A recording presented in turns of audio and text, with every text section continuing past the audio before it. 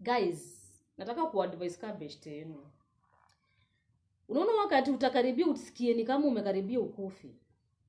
My friend, usikubali maugonjwa za ujinga zikaribiane na wewe. Yaani ati upate watu wanakutaja na maugonjwa za umaskini ama ma-accidents za kifala. No.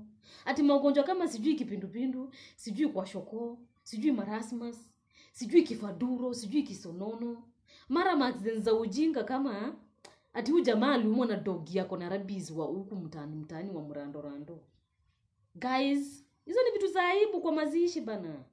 Make sure wakati kabla tu ule wakati tu utakuwa umekaribia ile time tu Mungu kupatia ile grace ya kuongea. Make sure utaongea yako yote uambie you know what you say. Mkisoma eulogy yangu, make sure mmetaja majina kubwa. Yaani magonjwa ya kidosi.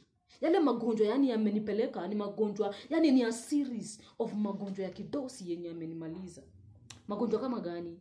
Kifua kikuu, mara cardiac arrest, obesity, elephantiasis, wasikiza na magonjwa makubwa, lipidiosis, magonjwa ya kizungu, yani magonjwa yameenda shule, magonjwa yamegraduate na PhD, magonjwa yanaasociatiwa na wasee wa bigi. Utapata hakuna aibu kwa mazishi hiyo time. At least ukikuwa associated na magonjwa kama hayo, hata ukiwa ndani ya COVID, hao wasee watakuwa na kurespect. So guys, can we think big? Can we talk? Can we act before we zima? Act before you die, guys.